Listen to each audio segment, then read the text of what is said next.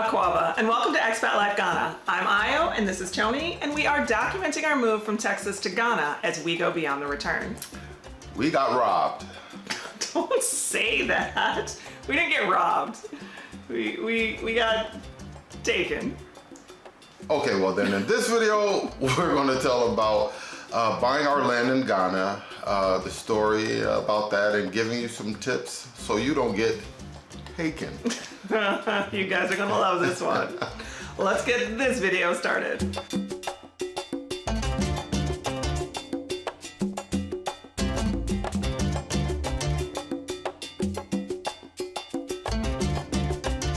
I don't even like that we have to tell this story, but I want to make sure that nobody else out there has to go through this experience that we have just gone through by giving y'all some hard-learned tips. Oh, absolutely.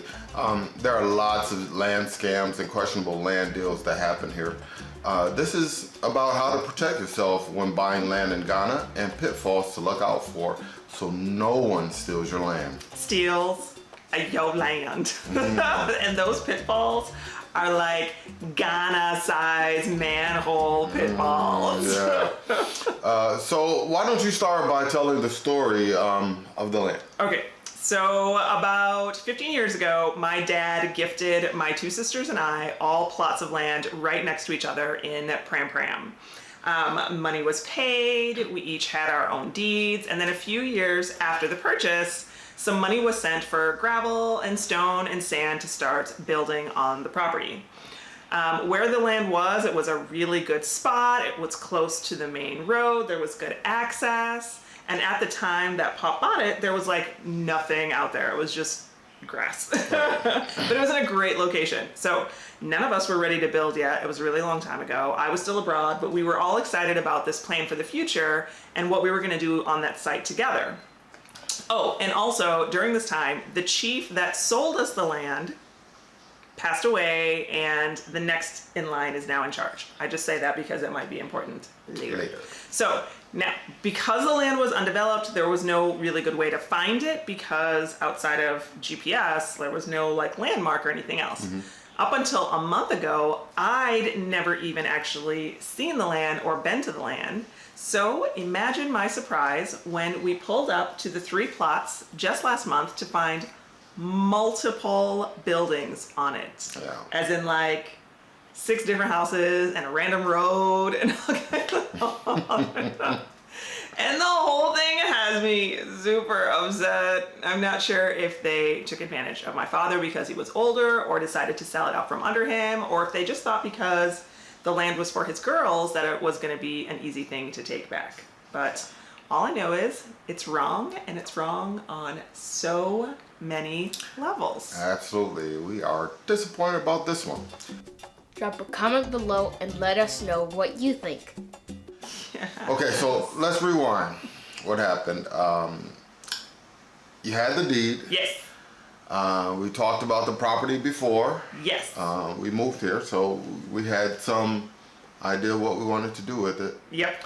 Now that we're here, we're ready to start building. Right. So you'd gone out in 2019 to see that land, but because it was mostly undeveloped and there were no GPS markers or anything, there was no really good way to find it. But there wasn't a lot of buildings kind of still going on in the area. Right.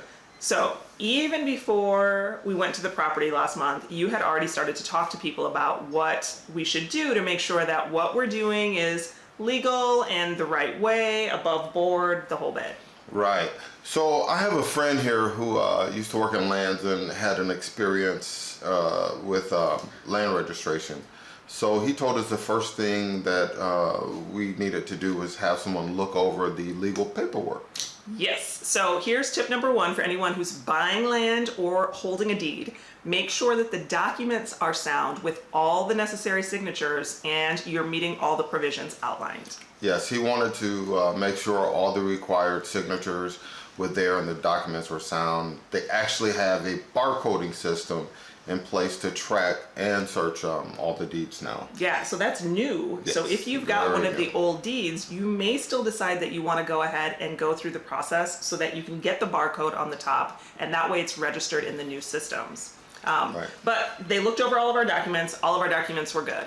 Yep, everything was good, and then he suggested we do a land search to find out who currently owns the property. Right. And he wanted to know, wanted us to know, I should say, if the people who sold the property still retained ownership. Right. So we did that. It cost about 600 CDs per land search. Completed. Per search. With the TDC and the Land Commission, you have to do that. And it takes about 2 weeks, and then you have the results. Yes, so that is step number 2 here, completing your land search and it's the process that you need to get the yellow card. So we have already done the land search, and when we got our land search results, we found out that the land wasn't registered to anyone. It was free and clear, as in virgin land. So I was like, yay, you know, that's what I was thinking. It was like, double yay, da, da, da. But then that wasn't. Yeah, stop cheering. Oh. The story isn't over yet. Yeah, and you and I had never been out to see this land. I just went out that one time and couldn't pinpoint it. So we took that land search information and started the process to register the land. And that means we moved to step 3, which is the survey. And even though somebody's on the land, we're like, well... We didn't know someone, you know, it was right. like, we didn't know the points of the land until we actually got out there with the surveyor. There was no way to know which lines were your lines. Mm-hmm. Even when we got out there, it was like, yeah. Where is it? So it was like 5 o'clock in the morning or 5:30 in the morning.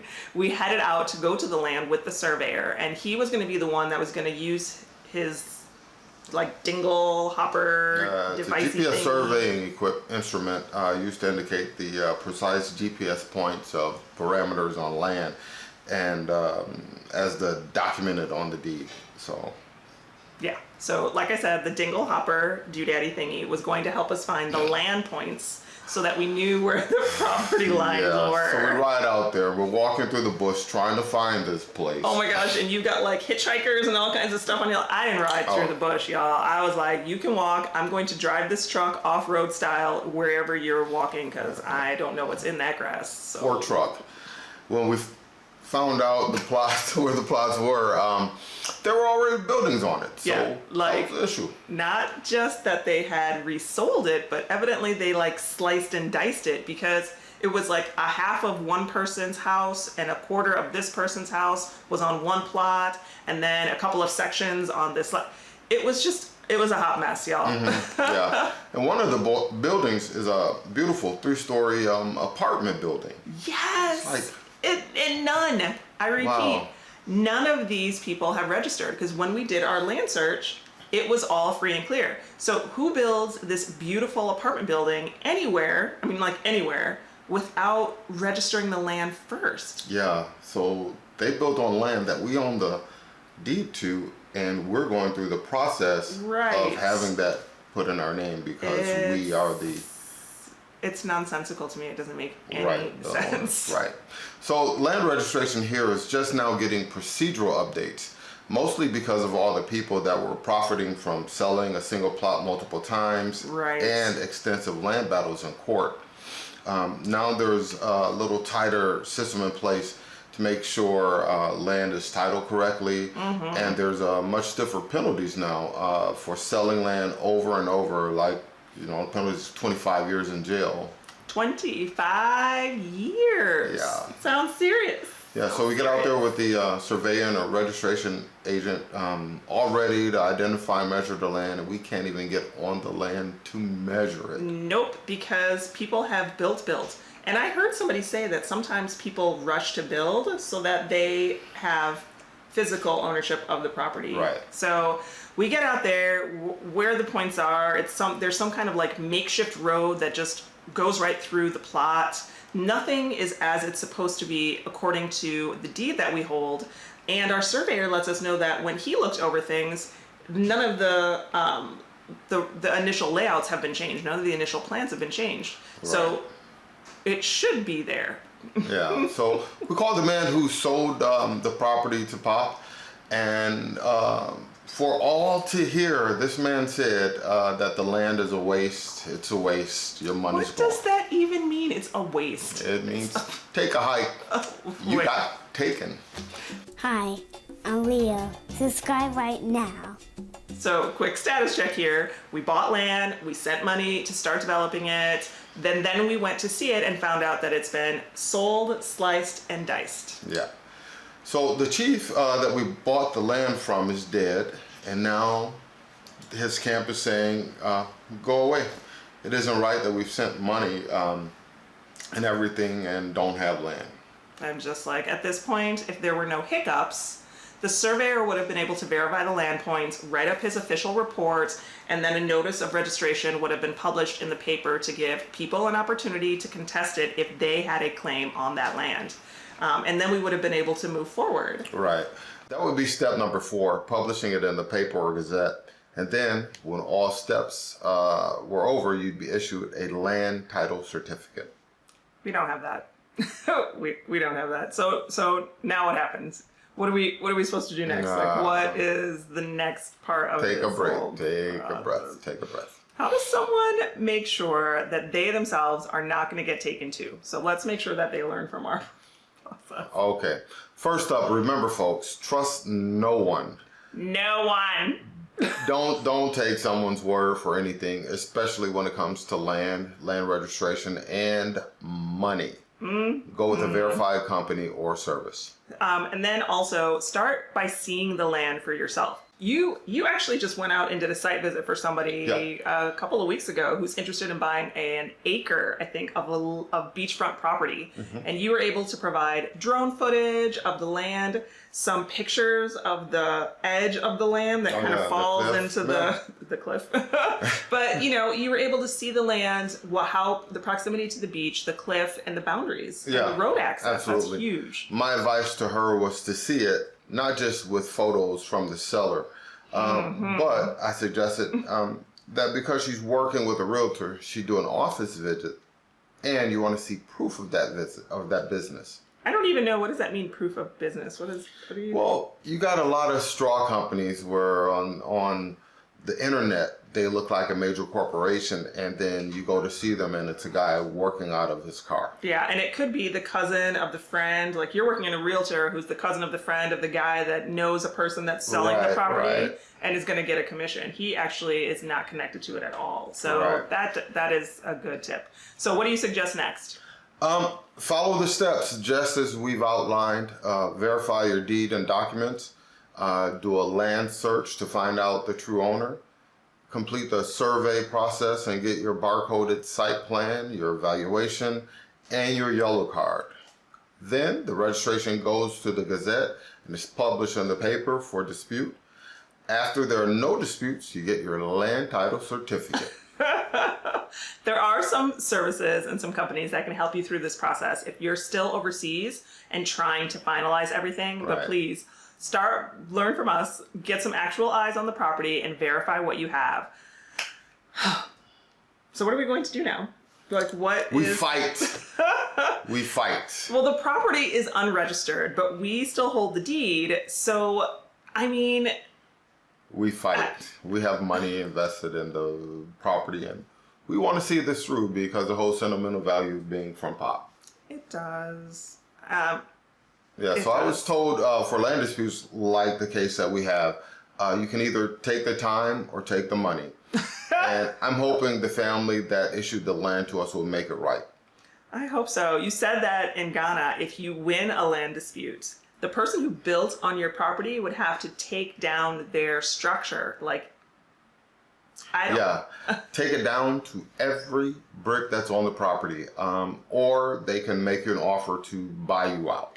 Wow, that is insane, because I personally do not want to run people out of their homes either. But that also means that if you've bought land and built, and you are built on somebody else's land because you didn't know, you could be required to take down everything you've built down to the brick. I guess we will have to see if this family and the new chief is going to do the right thing. We'll see. And with that, Charlie out for now.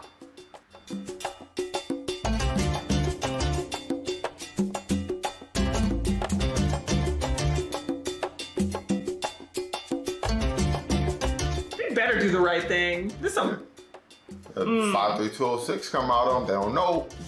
Dogging! We're coming for you, Chief. It's a new Chief. And I'm not bringing no spirits. I know, I bought that man a bottle of liquor. Promises were made. He got alcohol. I know, yeah, promises are made, man. And God, Deals when are you take the made. liquor, that's the deal. You're Yeah, done. that's the deal. Yeah, he took the liquor. He took it happily too. Like, I think we bought him 2 bottles or a big bottle. He was like, whoa. Ghana.